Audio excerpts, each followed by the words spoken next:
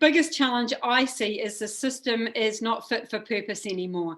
That the system is set for the 18th century, which is when the manufacturing age, when we wanted people to be in factories, to be employees. See, employees have to turn up on time, they have to do as they're told, they have to do it to a certain standard, and they clock out at the end of the day. The challenge with that is, and school, by the way, is still the same. The challenge with that is that in the 21st century, the futurists are telling us in the next 10 years, 40% of our 5-year-olds in our school will have to be self-employed. And so because of that, they need completely different mindset and skills than an employee. So to be self-employed, you have to be out. No one knows if you turn up on time.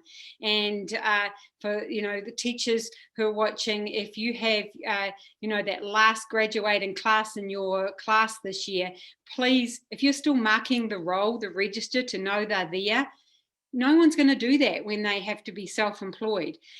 They have to be able to do not only the work, but they have to get the work, they have to invoice the work, they have to be multi-skilled, not one task focused. They have to be problem solvers. So there's so many things that they have to do. And my current problem or challenge with the education system is it's not fit for this current generation and the future generations. It's really tricky, isn't it? I feel like when we unpack the point of education, which if we want to go way back to the real beginning, was because the Industrial Revolution started, and so there wasn't people physically in the house to look after children, so we had to kind of do something with them. And that really served a purpose. Children were kept safe and they were entertained and educated, and there was opportunities for higher level thinking, and that really did change the world. The negative side of that is quite a lot of the education system was set up purely to get people to comply to requirements, which was very useful in factory settings. Do this, start here, pay attention. I'm the leader, you're the follower.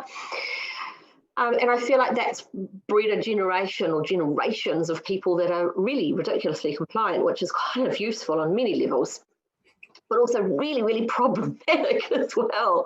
So I feel like some of the challenges is how do we prepare our children for a future, and how do we prepare youth to question and raru, it's a Māori word for kind of like turbulence, like just kind of muck it up a little bit, like, and respectfully, I'm not suggesting we grow a group of people that are like full of anarchy, but I'm thinking about just that.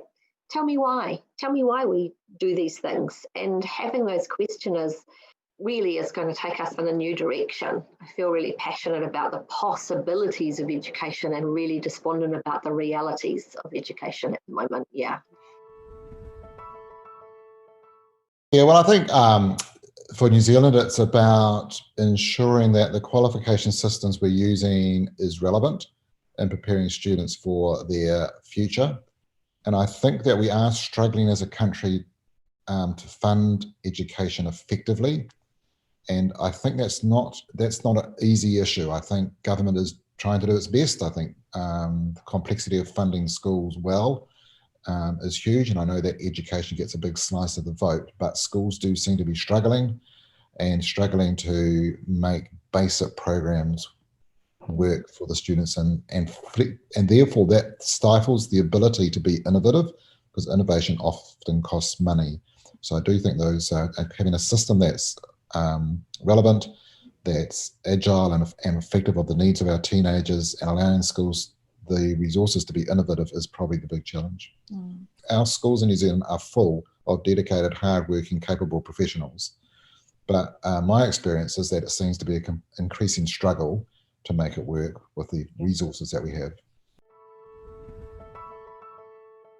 That's a very interesting question. I mean, the current challenges is facing an ever evolving and changing world, and trying to keep up with it, trying to anticipate, what are the challenges that the next generation of young people are going to be facing. And it's changing so quickly that, it's hard to keep up with. That's just the reality of it. And so how do you prepare young people and ultimately young leaders to face the challenges that are ever evolving.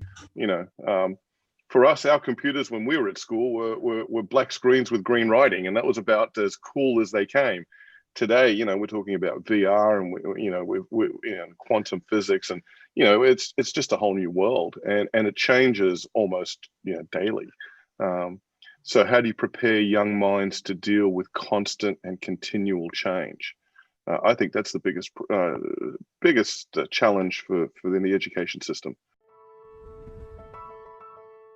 Well, I think there are many, but the thing that is close to my heart is that learning should be personalized, it should be individualized, because we are all uniquely, perfectly imperfect geniuses. So we all have a different style of learning, we have different talents, we have different interests, and learning should be, education should be delivered in a way that really ignites the genius in each individual. And to ignite the genius in somebody, it's really, your genius is your uniqueness. What makes you different is what makes you a genius. And, we know this in leadership and in the entrepreneurial world, that, a strength-based focus on leadership and collaborative learning, collaborative leadership is a real key to success. Well, education is no different. So, we are, like I say, individuals. And if we can tap into what's unique and what's special and what's different about every individual person, then we're going to bring out the best in them. And if we do that, then they're going to feel more fulfillment. And that's going to lead to people being more motivated to learn, to lead, and to make a contribution to society. Yeah. And when we look at individual geniuses, there are people who are very logical and analytical in their thinking. Well, they tend to cope better in the current education system than people who are more extroverted, more collaborative, more talkative, or even the sensory learners, who really struggle. Because if you're a sensory learner, you're kinesthetic, and you need to actually do things to learn. You need to learn whilst doing. And many learning opportunities don't give children or young people that opportunity. And don't get me wrong, there are some amazing teachers out there doing great things, and many of them are taking education in the right direction, but it's just not quick enough, because we're still working with an old model, and it's still around working on your weaknesses and testing and measuring and comparisons. And if you compare one person against another, you're always going to fail, because you can't be that person as good as that person is being. It just doesn't work. So it's not, I feel we're not as nurturing and holistic as we should be in our approach to education. And I would say three things are sitting in the system now that really strike me. The first one is curriculum. I'm sure in New Zealand, like in Australia, we're doing a lot of discussions and reviews right now about what should be in the curriculum, what content should we have that's going to be relevant for students now, that's going to be relevant for them as they move out into the world in the next few years. And unfortunately, I think we're spending far too much time talking about the what's the content.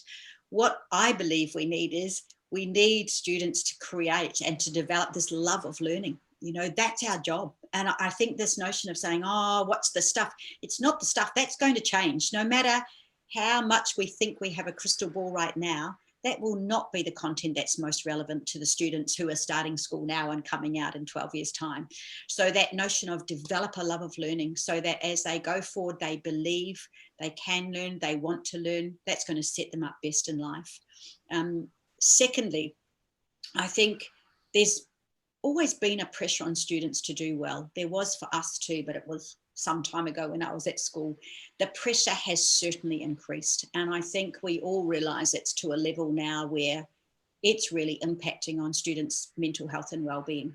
The world is more competitive. That means the pressure goes up. We get the why, but how do we redress that balance so that certainly we have high expectations and students have high expectations for themselves, but there's not this incessant pressure on every little test, every little assessment, and what does it mean? And it's got this huge, profound effect on the rest of your life. Any single item doesn't. In summation, no, feels to me, and I'm not sure what the answer is, Kathy, but it feels to me that we've got the balance wrong and we need to redress that balance.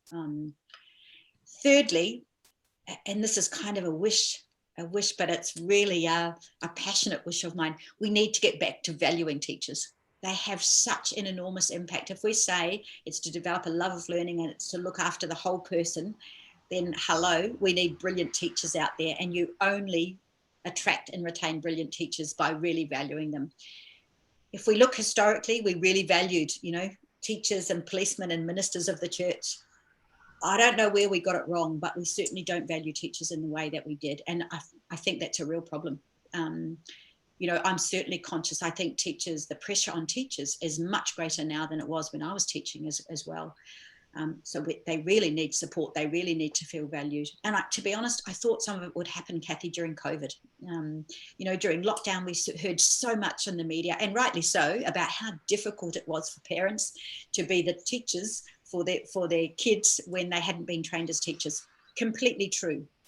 But it's interesting that we felt so sorry for parents needing to do that, but we didn't somehow then revere teachers more than we had. It's like, I don't get that. And it bothers me, because we need to find a way. We are going to need more and more from our teachers. Well, you know what? If we're going to need more and more, we need to value them more and more. So I know that doesn't give an answer, but I think it's one of the biggest questions we have to grapple with, is to get back to saying we really value teachers so that we attract and retain, because it's equally important to retain the best people we can, because they're having the biggest impact on the next generation after parents, right? One of the biggest ones is a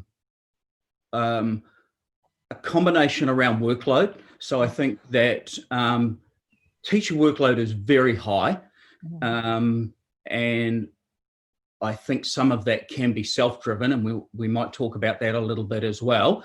But when you get a step up from that, like as a team leader, I was aware of the increase in workload, and then for assistant principals and deputy principals who also have a class, that workload's just insane.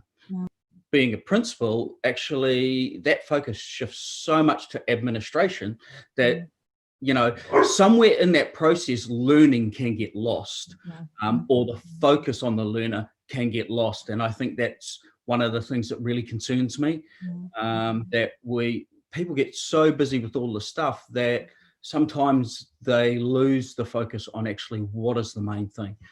So that's one of the big concerns for me. There's so much going on that teachers don't have time to assimilate new research, and the things that can do to assist pedagogy, and assist them being really successful in with their class and with their learner achievement. So I think that finding a way to enable that is really important, because I think that teachers don't know what they don't know, and don't have time to go looking for it. So I think that's a big deal as well. My goodness, the education system is still predominantly reflective of the industrial era, where we had to have all the students learn how to be not just cooperative, but compliant, so that they wouldn't mess up the factory lines. And we're still expecting compliance. And there's more and more pushback from the students who are now learning online and love it. And they're looking at some of the ways of learning at school and are thinking, this isn't relevant to me. So it's really time that the education system got updated in a number of ways. And that is my focus in what I'm doing now with teachers. And I think when I mean learning online, I'm not only talking about the work they get from their school teachers. I'm also talking about self-directed learning that students wouldn't even call it learning, but they're learning tons online and, in their spare time. Gosh, okay. Did you want me to take up the whole 45 minutes or, oh my goodness. I think the number one challenge is that our really our global education system is no longer fit for purpose. I don't believe that it's creating and creating the kinds of leaders that we need in the 21st century, the kinds of people, the kinds of humans we need. I don't believe that our young people are leaving our education systems fit for purpose for this century. And I think one of the other big challenges is that is really the content of the education itself. And I would love to see more opportunities for our young people to be in circle with each other, to know each other, to understand themselves, to ask more questions and be in inquiry with the world, rather than being presented with answers in our education system.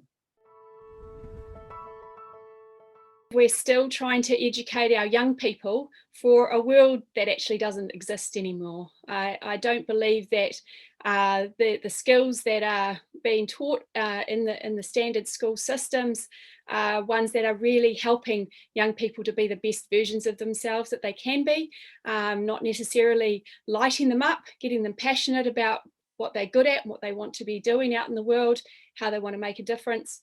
And maybe not enough scope for creativity and really pushing the boundaries. I feel like we're still trying to push something that is an old-fashioned, outdated model.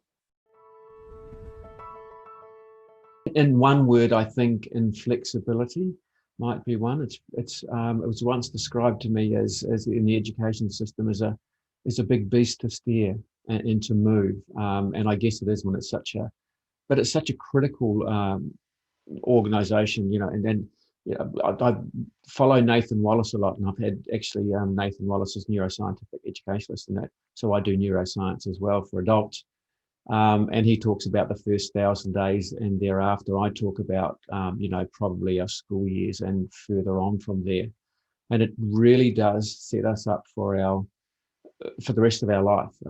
All of us have got a memory. And most of that memory is made in our early years, and it forms who we are, our personality traits rather than personality types. So those are gone these days, it's traits. So all of our traits come from our early years and from our friends and those around us. So it's really important that we get it right. And at the moment, things aren't quite right from, I guess, building resilience in young. There's so many challenges. And yet I want to preface this by saying there are also a lot of beautiful things that are happening in our system of education. The innovation, not only during this time of transition to distance and hybrid and all of the things that we're experiencing now, but it's also just the innovation that's been happening over the years. There's a lot of amazing educators doing incredible work right now. I think what's wrong with the system of education is that it wasn't built for today or tomorrow's era. And there's so many pieces and parts of it that are actually diminishing the inner genius in not only our students, but our educators. One of the biggest challenges is that the current system of education and the way that things are done globally, and definitely here where I live in the US, is that the structure was not built for today's era, and it definitely wasn't built for tomorrow. It wasn't built for 22nd century learning either. And so when we look at the evolution and what needs to change, we need to start bringing the human back in, because in education, we're in the people business. We're not in the data business. We're not in the structure business, and we're in the people business. This is about humans, and it's really about igniting the inner genius, not only in our children, but in our educators. And I think we miss the boat when we're looking at the system, because we're looking for the data to prove things. And data is very useful, but to connect as humans first. I think that's one of the biggest things that we're missing in education right now.